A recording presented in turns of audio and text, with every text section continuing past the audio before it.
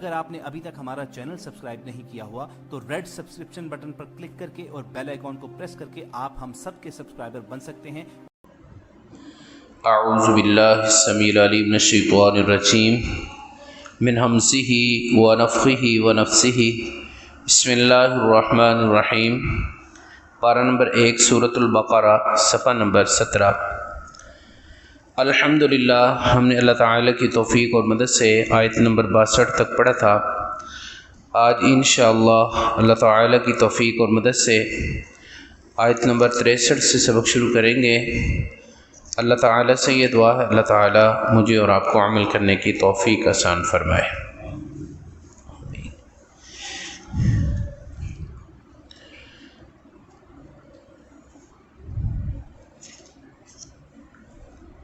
आयत नंबर 62 कल पढ़ रहे थे, उसमें अल्लाह ताला ने ये हुक्म इरशाद फरमाया कि बेशक वो लोग जो ईमान वाले हैं और जो यहूदी हैं, जो ईसाई हैं, वस्साबिईना और जो बेदीन किसी दीन पे नहीं है, मन आमना बिल्लाहि वल यौमिल आखिर जो भी ईमान लाता है अल्लाह पर और आखिरत के दिन पर। इस आयत के बारे में बाद मुफस्सिरीन को ये गलती लगी है कि कोई भी ईसाई है, कोई भी यहूदी है, वो आखिरत के दिन पर ईमान रखता है और नेक अमल करता है, तो उसके लिए ये अल्लाह ताला का हुक्म है। तो असल में ये जो यहूदी और जो ईसाई, ये आप सल्लल्लाहु अलैहि वसल्लम की नबूवत से पहले के जो लोग हैं उनका तज़किरा है। अब उसके बाद ये हदीस सुन लें, ये सही बुखारी के अंदर हदीस है। रसूलुल्लाह सल्लल्लाहु अलैहि वसल्लम फरमाते हैं, कोई भी ईसाई है, कोई भी यहूदी है और उस तक मेरा पैगाम पहुंचता है, मेरी नबूवत उस तक पहुंचती है, वो मुझ पर ईमान नहीं लाता और ये सुनने के बावजूद ईमान नहीं लाता, तो आप सल्लल्लाहु अलैहि वसल्लम फरमाते हैं वो जहन्नम में जाएगा।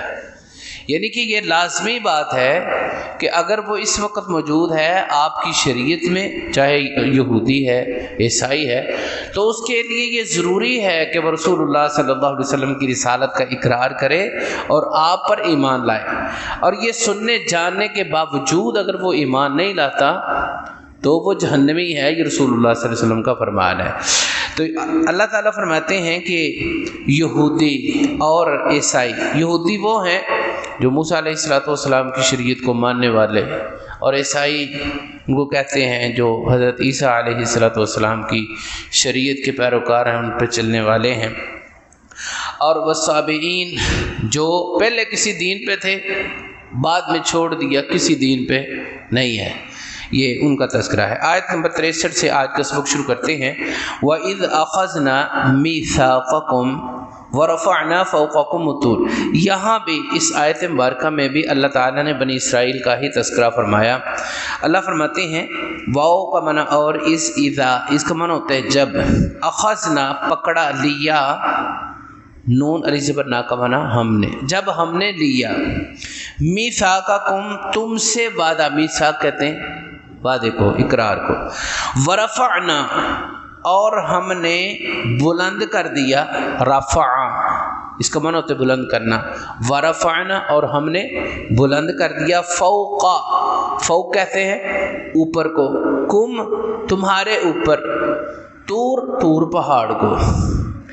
अल्लाह ताला ने बनी इसराइल को जब तौरात अता फरमाई तो उसके अंदर जो अहकामात थे, जनाब मूसा अलैहिस्सलाम ने अल्लाह के अहकामात को पढ़ के सुनाया, तो आज शरारत की वजह से उन्होंने इस बात का, ये बात कही कि हम इस पर जो अहकामात हैं अल्लाह ताला के, उस पर अमल नहीं कर सकते, शरारत के तौर पर। तो फिर अल्लाह ताला ने किस तरह मनवाया, इस आयत में अल्लाह ने तज़किरा फरमाया कि हमने उनके ऊपर ये कोहे तूर पहाड़ को उनके सरों के ऊपर अल्लाह दे आए साहिबान की तरह।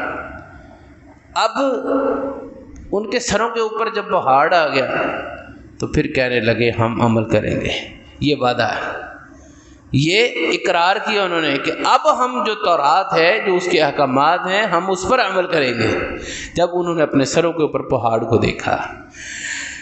تو اللہ فرماتے ہیں خذوا ما آتیناکم، پکڑو ما جو آتیناکم، جو ہم نے تم کو دیا ہے، جو اللہ تعالیٰ کی طرف سے احکامات ہیں، بقوہ، قوت کے ساتھ، مضبوطی کے ساتھ، مطلب انہی کے اوپر عمل کرو، واذکروا، اور یاد رکھو، ما فیہ، جو اس میں ہے، جو اللہ کے احکامات ہیں ان کو یاد بھی رکھنا ہے کہ یہ اللہ کا حکم ہے۔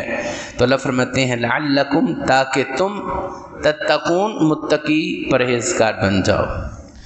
ثم تولیتم، اللہ فرماتے ہیں پھر تم پھر گئے، تولا، واللہ یول، اس کا معنی ہوتا ہے پھرنا، پھر، ثم کا معنی پھر، تولیتم، تم پھر گئے، اللہ کا جو اقرار تھا، جو وعدہ سے پھر گئے، من بعد ذالک، من کا معنی سے، بعد کا معنی بعد ذالک، اس اقرار سے، اس قول وعدے سے پھر گئے۔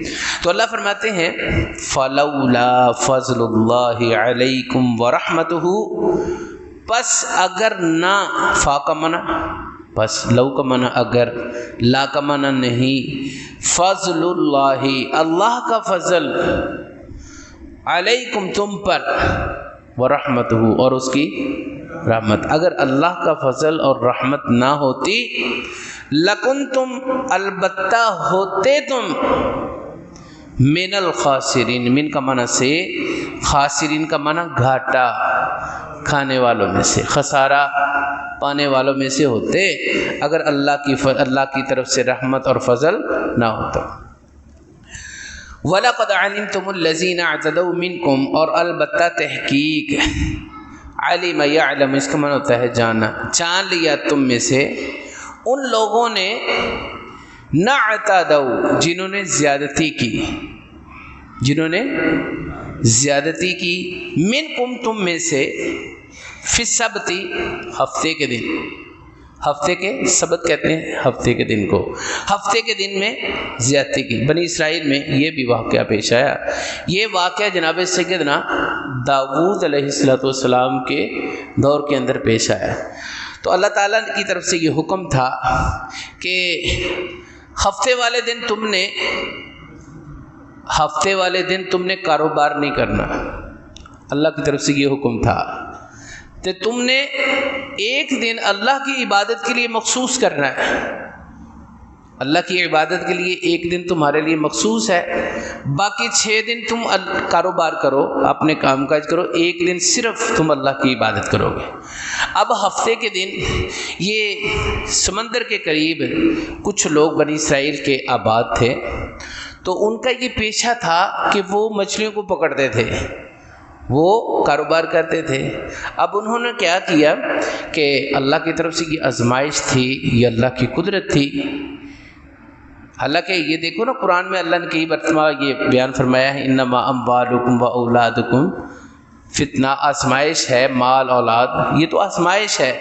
تو اللہ فرماتے ہیں کہ یہ انہوں نے کیا کیا کہ ہفتے والے دن اللہ کی قدرت کے ساتھ نا پانی بھی زیادہ ہوتا اور مچھلیاں بھی زیادہ آ جاتی، اوپر مچھلیاں پھرتی۔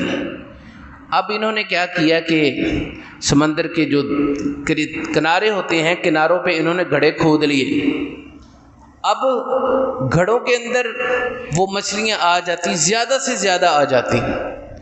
اب ہفتے کے دن یہ شکار نہ کرتے، پکڑتے نہ، لیکن ان کو جمع کر لیتے، لیکن باقیہ جو دن تھے اس میں وہ کاروبار کرتے، یہ اللہ کی طرف سے۔ باقی دن جو تھے وہ خاموش، اتنی مچھلیاں نہ آتی جتنی ہفتے کے دن آتی، یہ اللہ کی طرف سے آزمائش تھی۔ تو یہ 3 طرح کے لوگ تھے وہاں پہ، 3 طرح کے لوگ تھے۔ ایک جو تھے جو ایسا کام کرنے والے تھے کہ ہفتے والے دن وہ پکڑتے تو نہ، لیکن وہ ان کو جمع کر لیتے، اور دوسری طرح کے لوگ ایسے تھے جو ان کو منع کرتے تھے کہ ایسا نہ کرو، یہ ایسا نہیں کرنا، اور تیسری طرح کے لوگ جو خاموش رہتے تھے، منع نہیں کرتے تھے، بالکل خاموش تھے۔ اب جب اللہ کا عذاب آیا، اللہ کی پکڑ آئی، تو تینوں پر ہی آ گئی، یہ نہیں کہ جو خاموش رہنے والے وہ بچ گئے، لیکن وہ بچے ان میں سے وہ بچے ہیں جو ان کو منع کرتے تھے، روکتے تھے، ان کو اللہ کی طرف سے علیحدہ کر دیا گیا، لیکن جو خاموش رہنے والے تھے وہ بھی اس میں پھنس گئے۔ اور یہ اللہ تعالیٰ کی طرف سے یہ عذاب کیا تھا؟ اللہ فرماتے ہیں فَقُلْنَا، فَس کہا ہم نے، لَهُمْ ان کے لیے، کونو ہو جاؤ، قِرَدَةً خَاسِئِينَ، ذلیل و خوار بندر۔ اب بعض لوگوں کا خیال ہے کہ شاید کہ ان کی جو حرکتیں ہیں وہ بندروں جیسی ہو گئی، تو یہ تو بات یہ قرآن کی آیت کے بھی سراسر خلاف ہے۔ تو اللہ کا یہ حکم ہے کہ وہ بندر ہی بن گئے، حالانکہ ان کے دماغوں میں اور جو ان کے جو جسم تھے ان میں بالکل انسانوں جیسی سوجھ بوجھ تھی، لیکن ان کی شکلیں اللہ نے مسخ کر دیں۔ اس لیے اگلی آیت میں آ رہا ہے، اللہ فرماتے ہیں فَجْعَلْنَاهَا نَكَالًا لِمَا بَيْنَ يَدَيْهَا، پس ہم نے بنا دیا اس کو، اس واقعے کو، نکالن عبرت نصیحت، لما بین یدیہا اس کے لیے جو آگے ہے، جو آگے آنے والے، جو پیچھے، وما خلفہا جو اس کے پیچھے ہے، جو موجودہ ہے ان کے لیے بھی عبرت، جو آگے آنے والے ہیں۔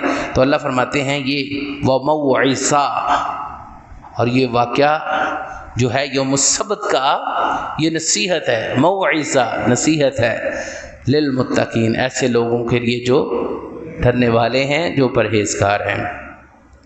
یہ الحمدللہ آج ہم نے آیت نمبر 66 تک پڑھا ہے۔ انشاءاللہ اللہ کی توفیق اور مدد سے یہ یہاں سے ایک نئے واقعے کا آغاز ہوگا۔ تو اب ان آیات کو تلفظ سے پڑھ لیں۔ اعوذ باللہ من الشیطان الرجیم۔ وَإِذْ أَخَذْنَا مِيثَاقَكُمْ وَرَفَعْنَا فَوْقَكُمُ الطُّورَ خُذُوا مَا آتَيْنَاكُمْ بِقُوَّةٍ وَاذْكُرُوا مَا فِيهِ لَعَلَّكُمْ تَتَّقُونَ ثُمَّ تَوَلَّيْتُمْ مِن بَعْدِ ذَلِكَ فَلَوْلَا فَضْلُ اللَّهِ عَلَيْكُمْ وَرَحْمَتُهُ لَكُنْتُمْ مِنَ الْخَاسِرِينَ وَلَقَدْ عَلِمْتُمُ الَّذِينَ اعْتَدَوْا